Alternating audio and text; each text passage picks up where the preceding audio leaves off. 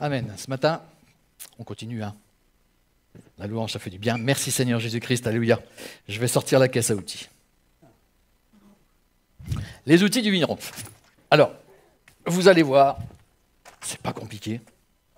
Vous êtes bénis ce matin. Parce que je suis en train, pour 2023, c'est décidé, je range mon garage. Mission impossible.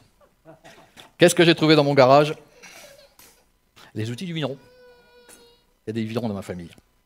Alors ce matin, j'ai décidé de sortir quelques outils. Et vous allez voir que dans la parole de Dieu, notre Père a dit Jésus.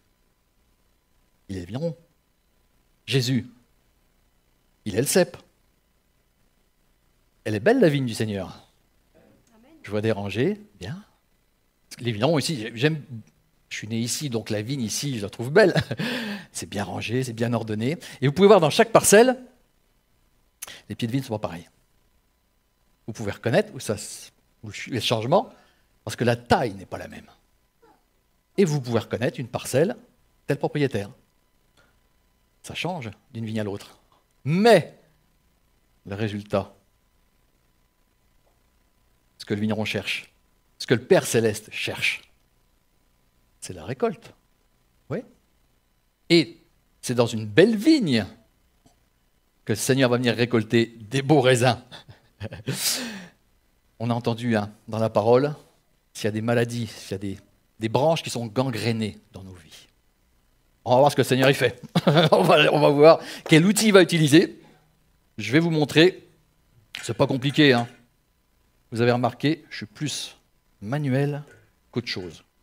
Hop, je sais que ça tient. J'y crois. Alors, première pince. Deuxième pince. Troisième pince. Les outils du vigneron.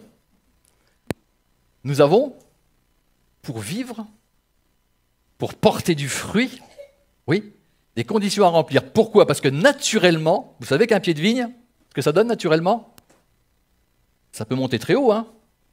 En Alsace, on vendange au plafond. En Australie, j'ai vu on rentrait au tracteur sous des arches. Un côté, c'est du raisin blanc, l'autre côté, c'est du raisin noir, et on pouvait passer dessous. Ça peut devenir un arbre. Sauf qu'au bout de la branche, si elle fait 5-6 mètres, la grappe n'aura pas beaucoup de sève. Donc, vous aurez du beau bois, vous aurez plein de feuilles. Mais pourquoi le vigneron y vient? Qu'est-ce qu'on en fait du bois de la vigne? On va le voir. Qu'est-ce qu'on en fait des feuilles? Il faut les traiter parce que les maladies viennent des feuilles des fois. Si on a des soucis dans la vie, s'il y a trop de feuilles, si le vent, et il y a beaucoup de plantes comme ça, les rosiers, les tomates, si le vent ne sèche pas les feuilles, eh bien les champignons vont venir, il va y avoir de la maladie. Alors, première chose à faire, sécateur, tailler. Dieu taille dans nos vies. Le but de la prédication, c'est ça. C'est expliquer pourquoi il taille, ce qu'il va tailler.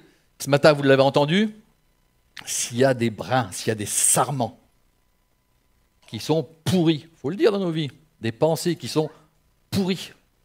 Si je crois que Dieu ne répond pas à la prière, par exemple, c'est ce que j'avais dans le cœur à l'instant, vous savez, on a chanté « Comment dans mon chemin de misère, tu as entendu mes prières ?» On l'a chanté. Il y en a qui croient que Jésus ne répond pas aux prières. Mensonge. J'ai envie de dire, arrête ton hypocrisie. Tu es dans une église, tu as un cœur, Dieu répond. Sinon, je ne serais pas là. Je serais mort depuis longtemps, moi. Je ne comptais pas vivre plus de 30 ans, je ne voulais pas me marier. Non, tout ça, moi, j'avais rayé complètement. La mort ne me faisait pas peur. Pour moi, il n'y avait rien après. Pourquoi avoir peur de rien? Et j'ai même levé le poing contre Dieu. Étant non-croyant, j'ai levé le poing contre Dieu. Je ne savais pas ce qu'il allait m'attendre. Mais Christ m'a nettoyé. J'avais des mauvaises pensées, Christ a taillé. Alléluia. J'ai choisi pour cette prédication l'improbable, une folie pour moi, le livre des Hébreux pour expliquer ces 3 pinces. La grande, celle-là qui est un peu spéciale, mais qui coupe quand même. Et la petite. Le livre des Hébreux, vous connaissez? C'est dans la Bible. C'est un livre qui a... On va pas commencer par là. C'est un livre qui a 13 chapitres. Je vais prendre 4 chapitres pour la première pince, 4 chapitres pour la deuxième, et 4 chapitres pour la troisième. Là, le plan. C'est pas compliqué. 4, 4, 4. Bon, le 13e, je vous le laisse pour vous à la maison. Bon, on a le temps de lire la parole de Dieu. Vous savez, je suis impressionné. Moi, je suis 100% manuel. En Australie, on m'a dit Jésus-Christ est vivant, il répond. J'ai prié, il a répondu. J'avais pas de Bible en français. Première prière. Hein. 3 jours après, une Bible est arrivée. Je ne sais même pas qui est-ce qui l'a amenée. Je travaillais pour des Italiens et des Australiens ont amené une Bible française à ces vignerons pour qu'ils me la donnent. Parce que moi, lire l'anglais, c'était pas terrible. C'est toujours pas terrible, mais en français, ça va. Et j'ai entendu, eh bien, en un an, on peut lire la Bible. Moi, c'est une montagne, ça. C'était en janvier 82. Je suis rentré en France par des miracles, parce que je devais faire de la prison normalement. En janvier 83, j'arrivais dans une église à Épernay et j'avais lu toute la Bible. J'en étais le premier surpris, hein, parce que alors, j'ai commencé par l'Ancien Testament. Le Nouveau, ça allait mieux. Mais quand Dieu a mis dans mon cœur cette parole, j'ai entendu, c'est possible. Bon, ben c'est possible. En avant. Maintenant que c'est fait, c'est encore possible. 2023. Ça ne fait que de commencer. Je peux tout retrouver. Hein. Nous avons ce matin, pour la première pince, eh bien, dans l'Épître aux Hébreux, déjà les vignerons qu'il faut éviter. Eh oui. Vous savez qu'il y a des vignerons, au lieu d'utiliser des pinces, qu'est-ce qu'ils utilisent? Je crois que c'est dans Matthieu, Évangile en plus, Matthieu 21, verset 33. Ils utilisent des fusils, ils utilisent des pavés, ils utilisent des critiques, ils utilisent des médisances. Au lieu de construire l'Église de Christ, eh bien, ces vignerons, écoutez cette parabole, Matthieu 21, 33. Déjà, cela, si on fait partie de cela, il y a un espoir. Hein. La critique n'est pas une obligation. Je peux plier le genou, quitter mon chemin de misère, prier Jésus. Écoutez une autre parabole. Il y avait un homme maître de maison qui planta une vigne. Dieu. Il l'entoura d'une haie, creusa un pressoir et bâtit une tour. Puis il afferma des vignerons et quitta le pays. Lorsque le temps de la récolte fut arrivé, il envoya ses serviteurs vers les vignerons pour recevoir le produit de sa vigne. Verset 35, les vignerons s'étant saisis des serviteurs, battirent l'un, tuèrent l'autre, lapidèrent le troisième, les prophètes. Il envoya encore d'autres serviteurs en plus grand nombre, les pasteurs, que les premiers. Les vignerons les traitèrent de la même manière. Enfin, il envoya vers eux son fils en disant « Ils auront du respect pour mon fils. » Mais les vignerons, ils virent le fils et ils dirent entre eux « Voici l'héritier, venez, tuons-le et emparons-nous de l'héritage. » Le diable ne vient que pour dérober, égorger, détruire. Christ dans ma vie, il m'a dit « Tu deviens mon mouton, je te protégerai parmi tous ces loups. » C'est la parole de Dieu. Hein. Le Fils, on peut l'identifier facilement dans cette parabole. Qui a été crucifié? Ce n'est pas moi pour vous. Christ a été crucifié. Mais, après les souffrances, la mort n'a pas pu le retenir. Il est celui qui m'a libéré. Il est mon sauveur. Oui, il est mon libérateur. Christ est venu. Les vignerons ont dit sur cette terre, bon, on l'a vu, hein, Pilate, Hérode, ils se sont ligués, ils sont même devenus amis. Mais c'est marqué, Jésus ne leur répondit rien. Alors, dans ma vie, quand je lis ça, si Jésus ne me répond à rien, il faut que j'arrête de mentir. Il faut que j'arrête d'être hypocrite. Je ne suis pas le vigneron qui vient pour construire. Je suis dans ma vie un vigneron qui n'est pas d'accord avec Dieu, qui lève encore le poing contre Dieu. Je n'ai qu'une vie. Moi, quand j'ai compris que Jésus-Christ avait souffert pour moi, ça m'a étonné, sidéré. Je ne connaissais pas. Alors j'ai cherché à connaître. Ces vignerons existent. Oui. Vous n'avez jamais rencontré des gens méchants? Bêtement méchants même des fois. Parce qu'ils vivent dans le mensonge. C'est ça qui est fou. J'ai été élevé dans le mensonge, moi. Il n'y avait pas de Dieu, il n'y avait pas de diable. On m'a élevé comme ça. J'étais pas obligé de rester comme ça. Oui, J'ai été créé pour parler à Dieu, créé pour louer le Seigneur, pour louer déjà. Oui, Jésus-Christ répond. Première base. Donc j'évite les vignerons qui sont cruels. Amen. Il est venu, on peut l'identifier dans cette parabole, les vignerons criminels aussi, on peut les identifier. Mais maintenant, eh bien, que fait le vigneron dans sa vigne? Aujourd'hui, qu'est-ce qu'il fait le vigneron dans sa vigne? Physiquement, vous voyez les brouettes à feu qui fument, vous allez voir en repartant. Je vous dis, spirituellement, il prépare la récolte. Oui, il taille les brins. Oui, si tu as des brins pourris dans ta vie, il faut sectionner ce qui est pourri et le brûler, vaut mieux, parce qu'autrement ça peut être contagieux. Le vigneron prépare la récolte 2023. Il ne sait pas s'il y aura assez d'eau, s'il y aura assez de soleil, mais il la prépare. S'il ne fait rien, je ne dirais pas que c'est qu'un feignant, mais à la récolte, il va avoir plein de bois, parce qu'une vigne, ça pousse. Ah là, vous allez dans le sud, il y a des sarments qui font 10 mètres. Parce qu'eux, ils ne sont pas interdits de séparer les pieds les uns derrière les autres. Le vigneron, aujourd'hui, eh bien, il prépare la récolte 2023. Déjà, il pourrait rendre grâce pour la récolte 2022 qu'on a eue, parce qu'il n'y a jamais eu autant. Il prépare la récolte 2023. Ce n'est pas pour faire du bois. Je vais voir dans Ézéchiel 15, 1, avant d'aller vraiment à la fin de l'introduction. Ézéchiel, chapitre 15 et verset 1. La Bible parle de son Église, la Bible parle d'Israël comme la vigne du Seigneur. Oui. Ézéchiel, la parole de l'Éternel me fut adressée en ces mots. Fils de l'homme, le bois de la vigne, qu'a-t-il de plus que tout autre bois? Virgule. Le sarment, nous-mêmes, qui est parmi les arbres de la forêt, prend-on de ce bois pour fabriquer un ouvrage? Tire-t-on une cheville pour y suspendre un objet quelconque? Porte-manteau.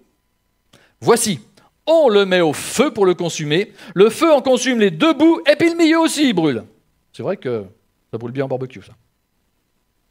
Sera-t-il bon pour quelque chose? Voici, lorsqu'il était entier, on n'en faisait aucun ouvrage, qu'une statue, quoi. Combien moins lorsque le feu l'a consumé qu'il est brûlé? En pourra-t-on faire quelque ouvrage? C'est pourquoi ainsi parle le Seigneur l'Éternel. Comme le bois de la vigne, parmi les arbres de la forêt, ce bois que je livre au feu pour le consumer, ainsi je livrerai les habitants de la ville de paix, Jérusalem. Ézéchiel était au milieu de cette ville, Jérusalem. J'ai l'impression d'être un petit peu au milieu de Bethany. Il avait un message à l'époque à dire. Pas facile, hein? Les prophètes n'ont pas toujours été les bienvenus. Mais il disait, vous êtes comme ce bois. Si on ne peut rien en faire, on le met au feu. Place au suivant. Ça fait de la cendre qui retourne dans le carbone et puis tout ça. Hop, le cycle naturel de la vie. Dieu veut dans ma vie que je porte du fruit. Pour ça, il va travailler en tant que bon vigneron, qui me veut du bien. Il va travailler dans ma vie et dans sa parole, je vais pouvoir découvrir ce qu'il fait. Oui, l'action de l'Esprit de Dieu. Vous savez, je crois au miracle. J'ai vécu des guérisons, merci Seigneur. Je suis debout devant vous parce que j'avais les genoux qui coinçaient. Merci Seigneur, j'ai été guéri. Mais je crois que ça, c'est une facette de l'action de l'Esprit. L'action de l'Esprit, c'est avant tout ce que j'entends, oui, et après, ce que Dieu me dit, et après ce que je fais, c'est mon choix. Et c'est là que je vois si je suis obéissant ou pas. C'est d'après ce que j'ai entendu, est-ce que j'y crois? Est-ce que Dieu m'a parlé? Ou Dieu est absent? Et est-ce qu'après je veux obéir? C'est ça la vie. Ce que l'on fait avec nos enfants, d'ailleurs. J'aime la parole de Dieu, on va prendre Hébreux maintenant, pour la première pince. Ah, ça coupe un peu. Hébreux, chapitre 1, verset 1. Comme ça, le plan, il n'est pas compliqué. Commence par le début. Vous savez, chaque épître de l'apôtre Paul a un côté d'abord théorique et ça finit par un côté pratique. C'est ce qu'on va voir dans Hébreux. Ensuite, chaque épître a un mot-clé, chaque épître a une valeur qu'il défend. Pour Hébreux, c'est meilleur. Le Nouveau Testament, il est meilleur que l'Ancien. Ce n'est pas que l'Ancien était mauvais, mais les 10 commandements, on est tous coulés. Alors, Christ est venu et il a apporté une meilleure alliance.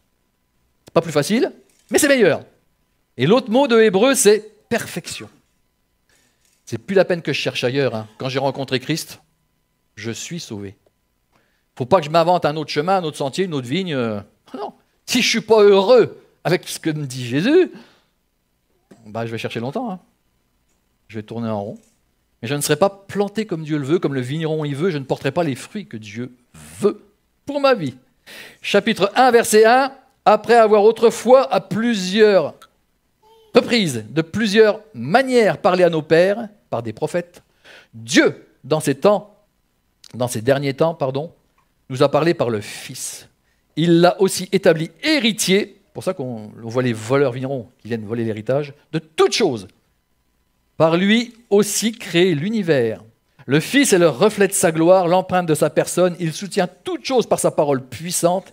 Il a fait la purification des péchés et s'est assis à la droite de la majesté divine dans les lieux très hauts. Alors, rien que là, le programme, il est plus que complet. Hein. Je crois ça. Alors Dieu va continuer dans l'épître à me conduire, à m'instruire. Sinon, j'en reste là. Il y a déjà un bon programme. Hein. Mais il faut savoir que Dieu, qu'est-ce qu'il utilise pour nettoyer ma vie? Le vigneron, ce qu'a poussé tous les ans, le vigneron, il taille la vigne. Hein. Vous avez remarqué? Ouais. Récolte bonne, récolte mauvaise, s'il veut préparer la nouvelle récolte, il faut qu'il taille. Vous étonnez pas dans la vie si on a des épreuves des fois qui reviennent? Eh non, ça reviendra encore, je suis sur terre. Le diable combat l'Église. Mais je suis soldat dans la maison du Seigneur. Enfin, je suis un serment déjà. Hein. Là, c'est marqué, le Fils est le reflet de sa gloire, l'empreinte de sa personne. Il soutient toutes choses par sa parole puissante. Vous savez, j'aime beaucoup cet verset qui dit « Je me tiens à la porte et je frappe ». On s'attend à entendre une sonnette maintenant, hein, c'est électrique. Et après, c'est marqué « Je mangerai avec lui et lui avec moi ». Mais entre les deux, qu'est-ce qu'il y a? J'ai découvert ça la semaine dernière, en prêchant. Et je me tiens à la porte et je frappe. Si quelqu'un entend ma voix, quand Jésus parle à ton cœur, les épreuves, c'est une chose. C'est parce qu'il veut te parler. Si quelqu'un entend ma voix, ce matin, si tu entends la voix du Seigneur, un ordre du Seigneur, un commandement à nettoyer ta vie, c'est lui qui le fera, hein, le coup de sécateur. C'est pas moi, hein. Je coupe ça. Mais Christ va te parler si tu es prêt à l'écouter. Si quelqu'un entend ma voix et ouvre sa porte de son cœur, eh bien voilà, Jésus entre. Eh bien voilà, il soupe avec nous, nous soupons avec lui, nous partageons. C'est pas la galette des rois, il y a une fève dans toutes les parts. Christ me parle encore. Dans cet épître, il m'a déjà parlé. Il a surtout taillé, nettoyé ma vigne. Alors, qu'est-ce qu'il y a de particulier, le sécateur? Comme tous les ciseaux, comme toutes les pinces. Il y a un côté en bas qui coupe et il y a un côté en haut qui coupe. Hébreu, c'est pas compliqué, hein, l'évangile. Hein. Hébreu 4. Alors, c'est important des fois de croire. Vous n'êtes pas obligé de croire la parole de Dieu. Hein. Un jour, j'ai un voisin, lui c'est un vrai vigneron, et il m'a prêté un greffoir. Vous savez ce que c'est? Un petit couteau là. Il m'a dit, fais attention, ça coupe. Une dizaine d'années, ça, 50 ans, je regarde, j'ai mis le doigt et j'ai passé le doigt. Et ben voilà, c'était restrip. J'aurais dû croire sa parole. Parce que je vous garantis qu'il et ça coupait net, hein, j'ai rien senti, mais alors qu'est-ce que ça c'était? En plus, il pleuvait. Et quand on fait des bêtises, il faut les reconnaître. Après, c'est bon, c'est bien, ça a recollé, mais prochain coup, je vais le regarder de loin, son truc, hein, une fois que ça me coupe le regard. Hébreux, chapitre 4.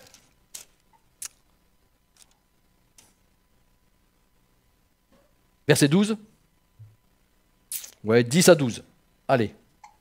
Car celui qui entre dans le repos de Dieu se repose, oui, je suis bien, de ses œuvres, comme Dieu s'est reposé des siennes. Empressons-nous donc d'entrer dans ce repos, afin que personne ne tombe en donnant le même exemple de désobéissance. Car la parole de Dieu est vivante, efficace, plus tranchante qu'une épée quelconque à deux tranchants, pénétrante, jusqu'à partager âme et esprit, jointure et moelle.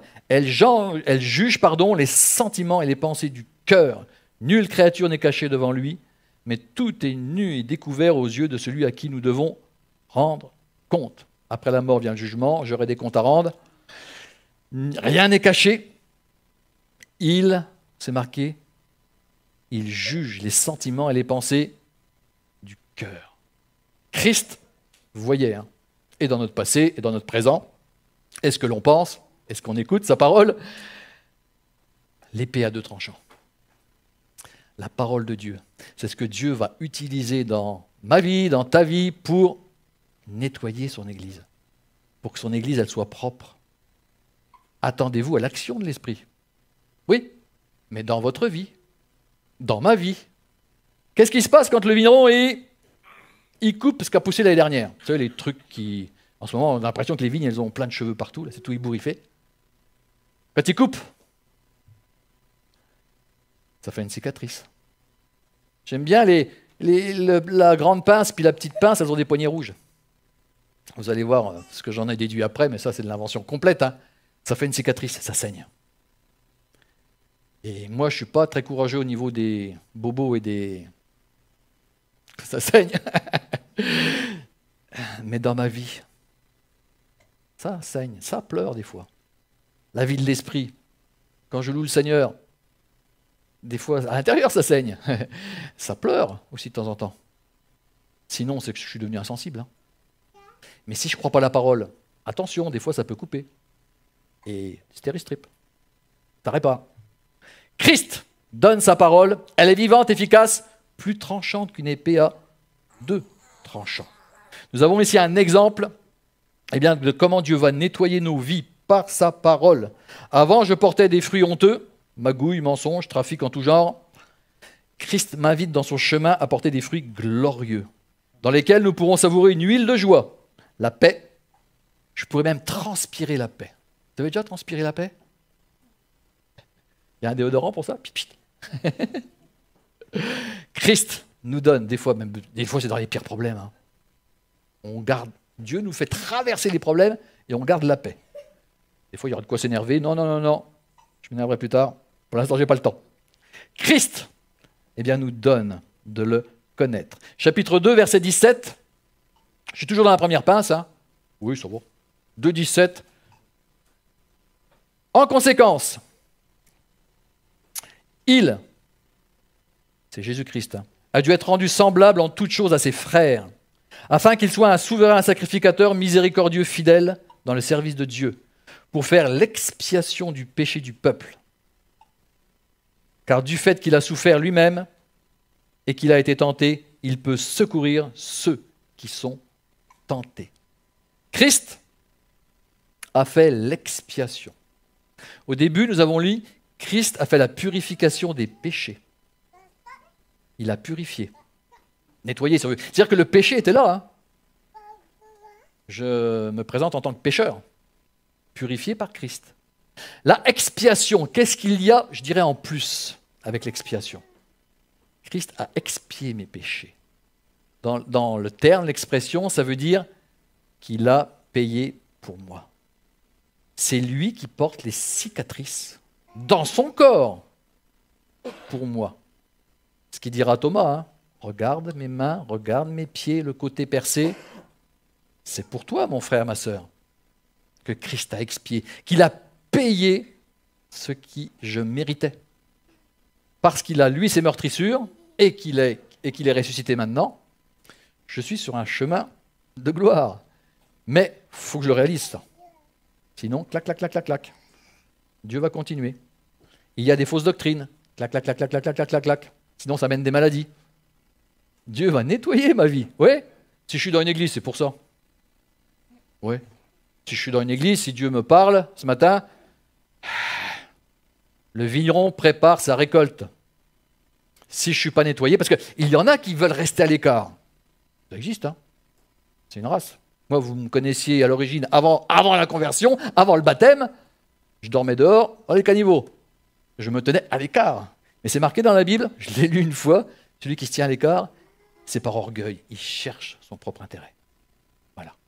Il ne veut pas être ni remis en cause, ni dévoilé. Pourquoi le vigneron taille en ce moment? Autre question. Je ne suis pas vigneron. Mais d'abord, les feuilles sont tombées, donc on voit toute la charpente. Ensuite, il va choisir ce qui va rester. Il ne reste pas grand-chose. Hein. En Champagne, il reste un petit truc qu'on appelle un rachet. L'année d'après, ça va donner une brindille. Et 2 ans après, ça va donner une charpente qui va commencer à donner du fruit. Pour être pressé dans la vie. La vie chrétienne. Mais comme il fait ça tous les ans, au bout de 4-5 ans, ça y est, c'est parti à la récolte. Mais il ne faut pas qu'il oublie le petit rachet. Oui, il faut, alléluia, non seulement que je prenne position, que je témoigne, que ma vie grandisse. Oui, hein. Et que le Seigneur puisse faire son œuvre. Que le Seigneur puisse tailler dans ma vie ce qui est inutile. Beaucoup de choses inutiles aujourd'hui. Je trouve. Hein. Que ce soit dans les médias, on est inondé de pubs. Pas chez vous? Ils nous dérangent partout. Ils sont à la pêche. Hein. Mais ce n'est pas ce que le Seigneur, je dirais, veut pour moi. Non, dans ma pensée, dans mon esprit, Dieu veut que je puisse dans sa parole. Parce que les temps difficiles arrivent. Surtout, vous savez, beaucoup sont en guerre. En Europe, moi, ce que j'ai quitté, c'était la guerre des nerfs. Vous avez beaucoup de tensions qui sont cultivées, hein, mais qui ne sont pas utiles dans nos vies. Christ, c'est une huile de paix et une huile de joie qu'il met dans nos cœurs. Oui? Pourquoi je suis énervé, irrité tout le temps, tendu? C'est parce qu'il y a des failles. Il faut que je demande, il faut que je réclame dans la prière la délivrance. Ou alors il faut que je m'approche à l'imposition des mains. Oui, Christ délivre. Christ nous fait connaître sa vie. Oui, une vie en abondance. Mais pour ça, il va tailler. Pour ça, il va nettoyer. Et c'est pour mon bien. Hein. La vigne actuellement, le vigneron la dépouille de toutes les branches inutiles et elle va pouvoir. Il ne reste pas grand-chose, hein, honnêtement. Hein. On a l'impression d'être dans les sentiments, d'être tout nu. Hein. Tout mis à découvert. Quand le Seigneur vous parle dans une prophétie, un trou de souris, ça y est, on y va. Mais c'est pour notre bien. Oui, c'est pour notre bien qu'il va nous chercher dans notre misère, qu'il veut nous sortir et nous planter dans sa vigne. Elle est belle, la vigne du Seigneur. On est dedans, alors on ne va pas dire le contraire. Hein. Il est le cep. Je dois le connaître. Il me faut. Par ma conversion, l'acceptation du baptême, ce matin j'ai entendu baptême, mais c'est très important. Ça ne sauve pas le baptême, mais c'est la vie de l'Église, oui. C'est une prise de position personnelle. Si je fuis, Dieu va m'y ramener. Autant faire face un jour à ses responsabilités et puis dire, allez, oui.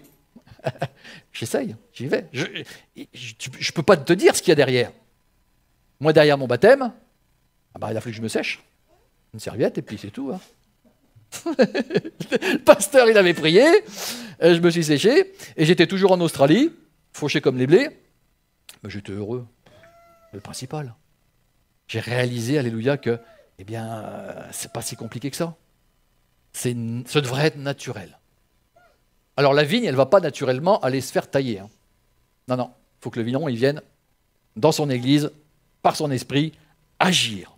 Tout simplement, agir. Je continue. Avec ma grande pince, il a purifié, il a expié, il a pardonné, mais il y a des cicatrices. Le cep aussi porte des cicatrices. Christ à la croix. Le vigneron taille tous les ans, en hiver également. Les feuilles sont tombées, mais un élément très important, la sève est rentrée. Si je coupe au printemps, la plaie va être beaucoup. Si je résiste longtemps en tant que sarment, je ne veux pas me changer. Je vais résister, mais si le vigneron, il peut me tailler au printemps, la sève, elle monte. Et là, ça va saigner. Plus fort.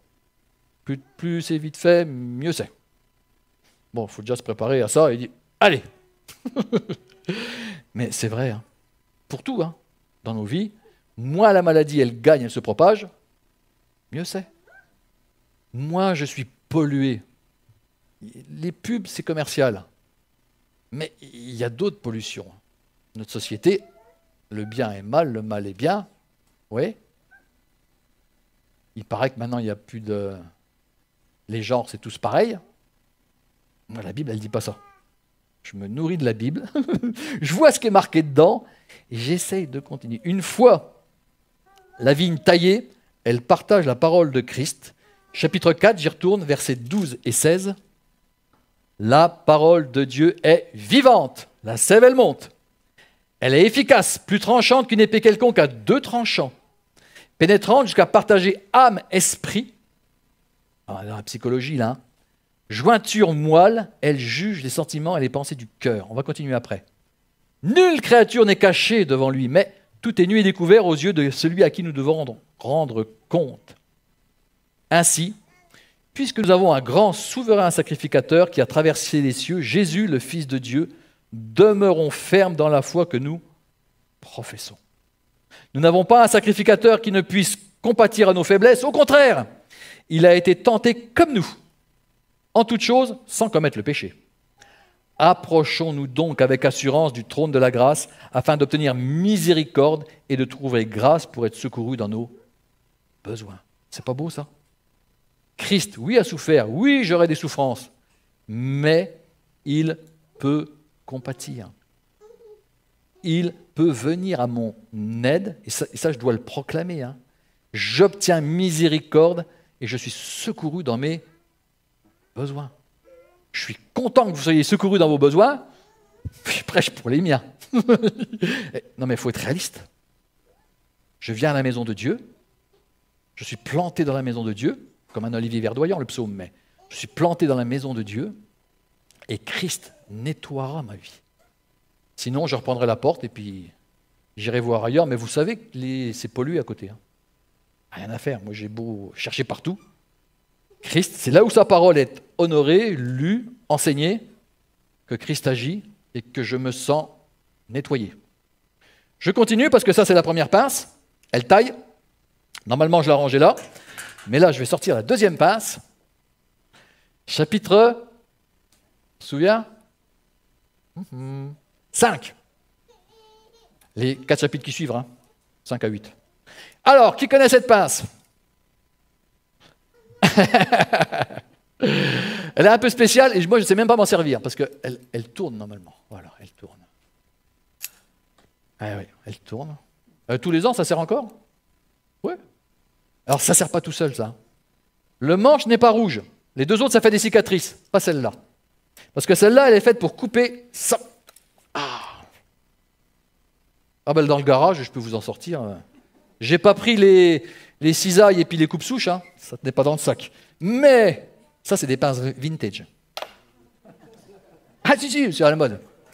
Poignée en cuir, sauf que la poignée n'est pas tournante. Alors, au bout de 8 heures, il y avait des ampoules. Je parle en connaissance de cause. Ça, c'est très vintage. C'est costaud. Ah oui, ça c'est pour la pince à lier. Ça se porte sur la ceinture. J'ai retrouvé tout, j'ai tout. Alors, ça fait 15 ans que c'est pas sorti du garage, ça. Bah oui. Hein. Il est temps que je fasse un peu de ménage, quand même. Mais ça a été rentré, nettoyé et huilé. Et c'est comme neuf. Ouais. Vraiment, j'aurais pu amener un sécateur à pile, mais je pense qu'au bout de 15 ans, ça part parti. On verra dans 15 ans. Alors, cette pince à lier. Je prends, je tourne ma page, Hébreux 5, 7 à 9. Qu'est-ce que Dieu va faire quand je suis assis ici? Est-ce que je viens pour attendre que ça se passe? Je vais grandir, vieillir tranquillement? Non. C'est lui. Jésus-Christ, hein, toujours. Hébreux 5, 7 à 9. C'est lui, dans les jours de sa chair, et a présenté avec de grands cris, avec larmes, des prières, des supplications, à celui qui pouvait le sauver de la mort, et il a été exaucé à cause de sa piété. Il a appris, bien qu'il soit fils, l'obéissance par les choses qu'il a souffertes. Après avoir été élevé à la perfection, il est devenu pour tous ceux qui lui obéissent l'auteur d'un salut éternel. Amen. Je m'arrête là. Cette pince, elle sert pas en ce moment. Non. En ce moment, il va falloir attendre que les sarments soient poussés. Que je ne sois plus un bébé spirituel, plus ou moins au baptême, mais que je sois devenu plus qu'un enfant, plus qu'un ado, Je commence à attaquer le beefsteak. Dieu va me lier. C'est une pince à lier. Voilà, le nom. Ça, c'est du fil à lier. Il y a du fil de fer dedans. Comme ça, il rouille et puis il se détruit au bout d'un an. C'est une pince où vous allez attacher le sarment sur les fils de fer, sur la structure de la vigne. C'est pas compliqué, hein? L'action de l'Esprit dans ma vie, aujourd'hui, depuis 2000 ans, l'Évangile est prêché. Il veut que ses enfants soient attachés à sa parole. C'est une pince à lier. Tous les ans, le vigneron, il faut qu'il repasse et qu'il relie. Ce n'est pas les mêmes bras, c'est ceux qu'on poussé dans l'année. Il passe comme ça, il lit, et puis il y a quand même un petit bout qui coupe. Oh, il n'est pas grand. Celui-là, je peux mettre le doigt. Ça va. Et il lit, et il coupe, hop, et c'est parti. C'est parti pour un an, c'est tout. Il faudra qu'il repasse l'année prochaine. Mais c'est un outil que Dieu utilise par l'action de son esprit dans son Église. C'est la seule qui ne laissera pas de cicatrice sur le sarment, sur le cep. Les autres, on coupe, il y a une cicatrice, et il faut que ça cicatrise et puis que ça guérisse. Celle-là, elle est complètement extérieure. Mais, si je me tiens à l'écart, le brin, quand il va revenir, c'est pas beau un sarment qui craque. Christ me veut dans sa maison et dans son plan, tout simplement. Après, quoi qu'il arrive, si le vigneron ne fait pas ça, vous savez ce qui se passe? Le sarment, par son poids, il va peut-être toucher par terre. Par terre, il y a des maladies. Il y aura des maladies. Ou alors, le vendangeur, il va venir, puis il va mettre le pied dessus.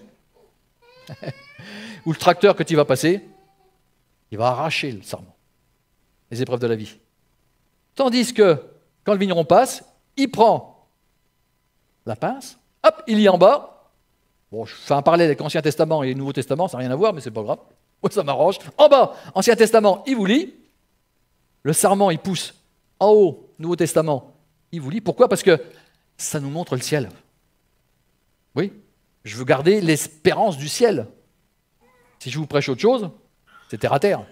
Non, Christ, d'alliance en alliance, ça a commencé à Noé avec l'arc-en-ciel, ça finit aujourd'hui, je vous prépare une place. Moi, je suis pressé d'y aller à ma place. Oui, mais pour ça, il va me lier dans sa maison, dans son plan, dans son rangé de... Alors on peut bouger de place. J'en vois comme des arbres qui bougent.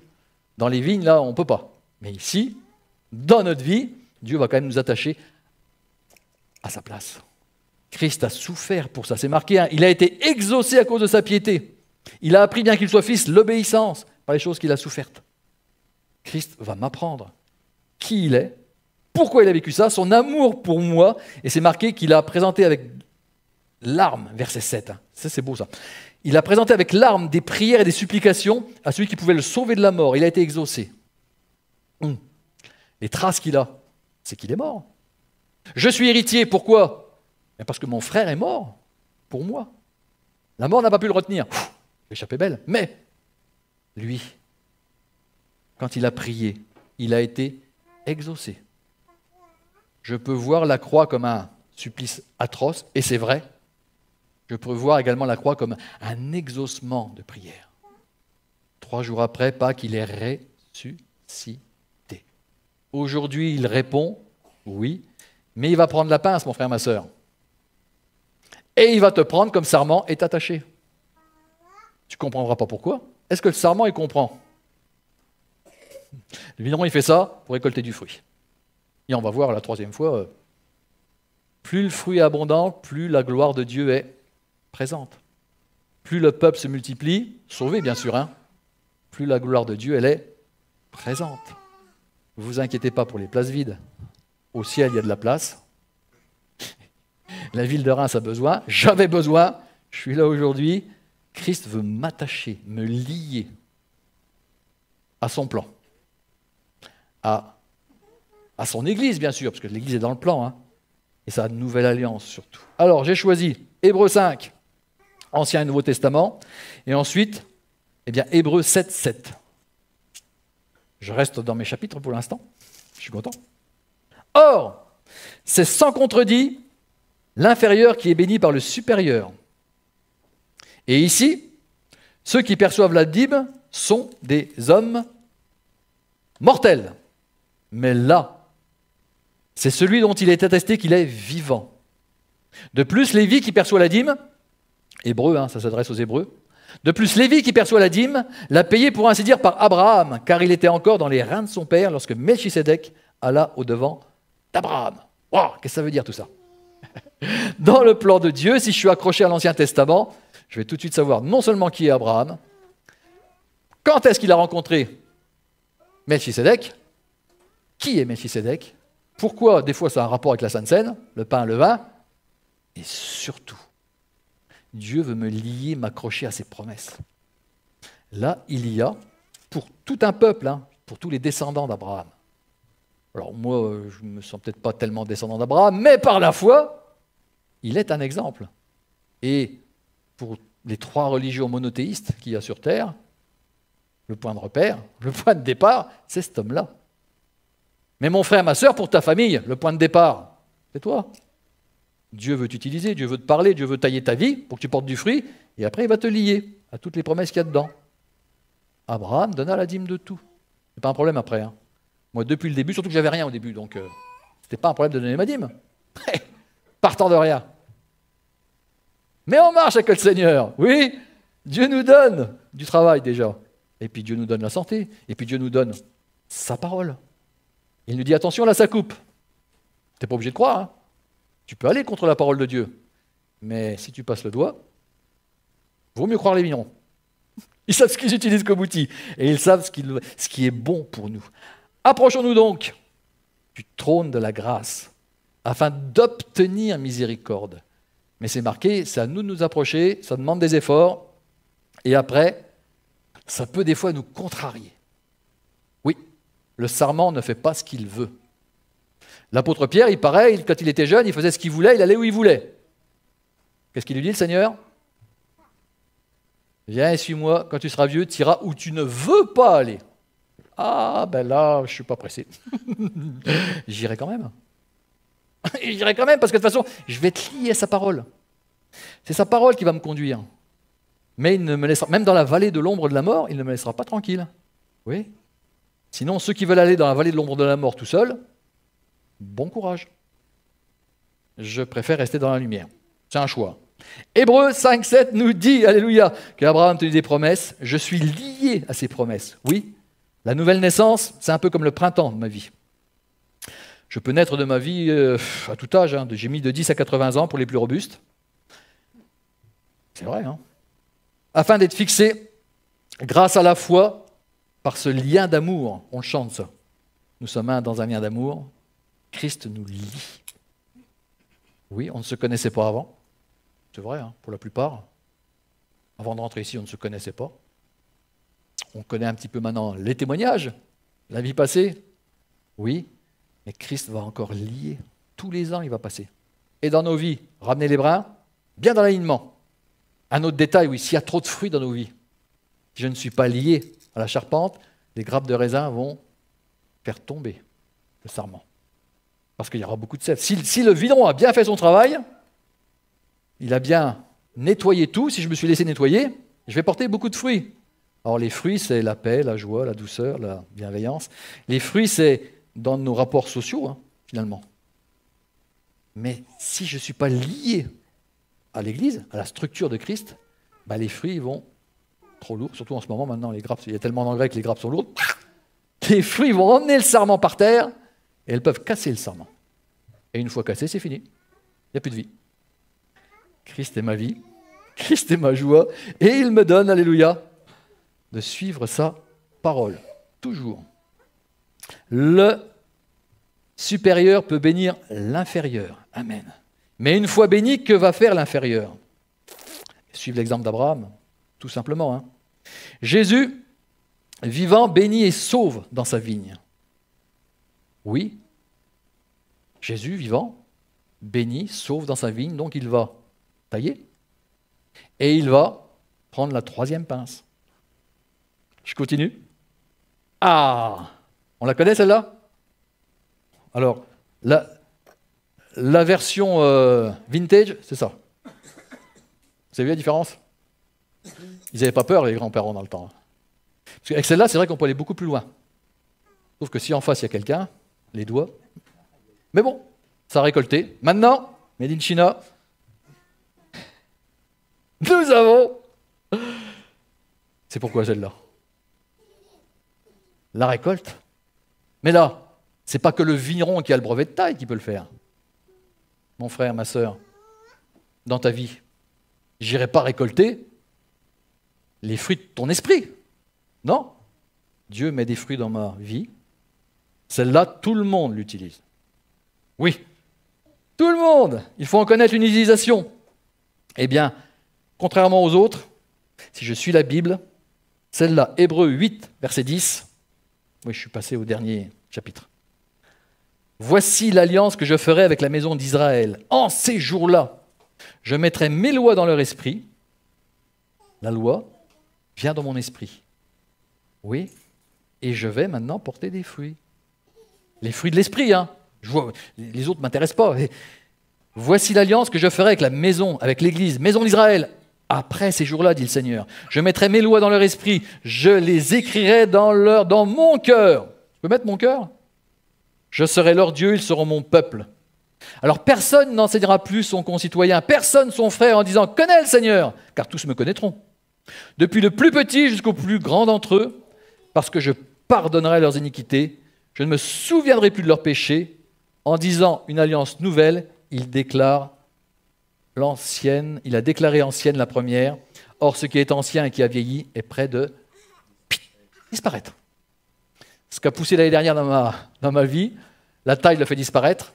Dieu me fait marcher en nouveauté de vie. Je vais découvrir des nouveaux fruits chez moi. Je vous aime. J'aurais jamais dit ça avant. Ah non. Vous auriez pu mourir à côté de moi, j'aurais continué mon chemin. C'est ce que j'ai fait en Inde bien des fois. Et je crois aujourd'hui que Christ va venir chercher des fruits. Dans ma vie, clac, clac, clac, clac, clac. Celle-là, je l'aime bien, elle est sympa parce que, là, elle ne coupe pas du tout. Mais pour la grappe, ça suffit. Pour la grappe, pour le fruit, c'est tendre. Je ne suis pas méchant. L'autre, là, pour les maladies, tout ça, ça coupe net. Hein. Si ça ne marche pas assez, je vais chercher le coupe-souche. Clac! Quand le vigneron veut rajeunir sa vigne, il coupe les grandes charpentes. Pour le fruit, eh bien le fruit, ce n'est pas la saison non plus. Hein. En ce moment, le vigneron prépare la récolte. En été, il va lier les sarments à la charpente. Mais au mois de septembre, aux environs, hein, il va sortir cette pince et il va récolter. Alors, comment voit-on que le fruit il est bon?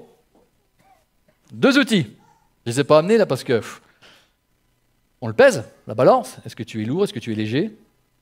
Est-ce que un souffle t'envole et puis il n'y a aucune fermeté? Ou alors est-ce que tu pèses? Blom, de plus en plus lourd avec les années.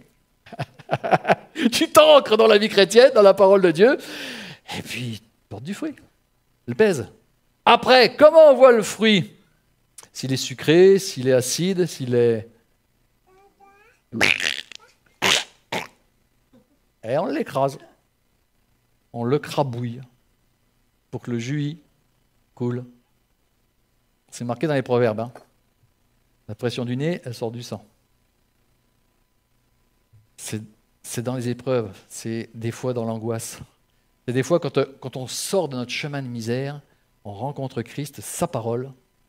Si j'entends sa voix, je me confie dans sa parole, alors Christ va pouvoir continuer son œuvre dans ma vie. Le baptême n'est qu'une étape. Hein. Allez, on continue, on va plus loin. On continue après le baptême, alléluia. Et il va pouvoir venir. C'est tous qui avons des fruits que Christ va venir, que le vigneron, va venir vendanger dans nos vies, dans ma vie. Il veut se servir de tous ces exemples pour nous dire que nous sommes bien à notre place. Oui, la vendange c'est pour bientôt, enfin le ciel c'est pour bientôt, on n'a jamais été aussi près. Et bon, j'avais toute la liste des fruits, hein, la patience, 9, 27. Chapitre 9, verset 27.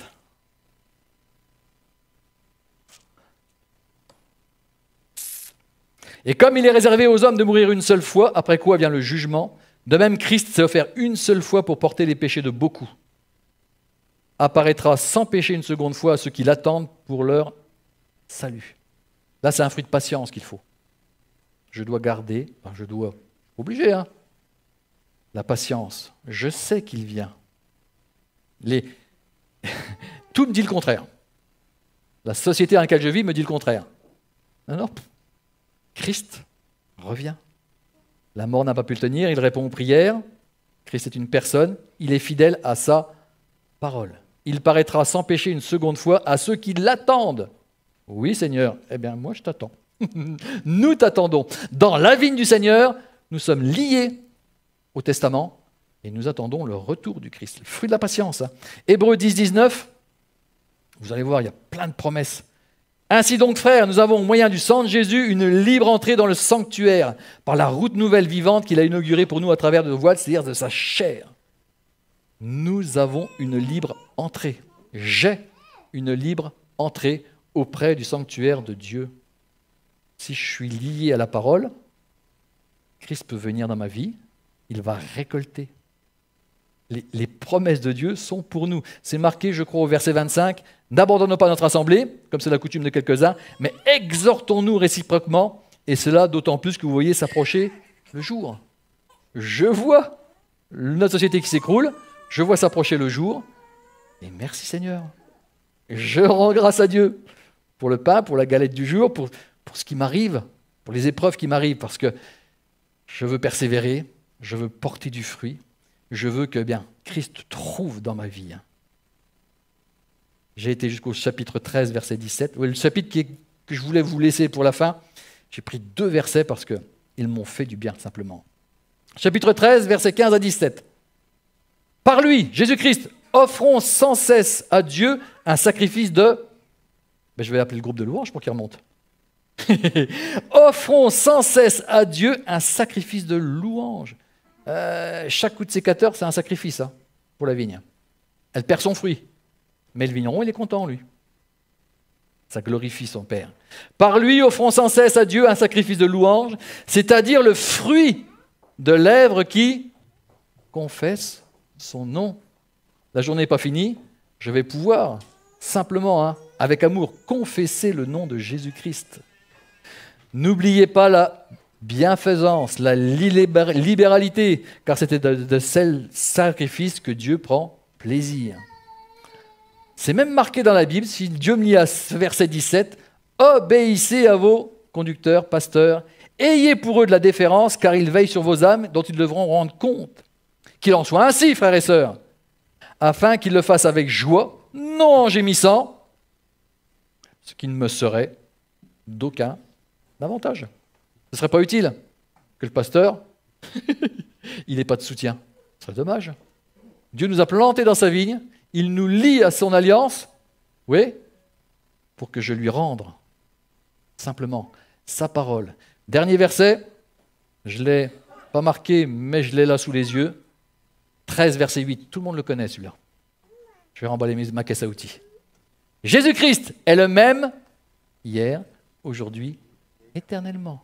Le vigneron, il n'a pas changé, le cep, il n'a pas changé. Mais il me change. Oui, et vous allez être changés. Simplement en réponse à la prière. Amen.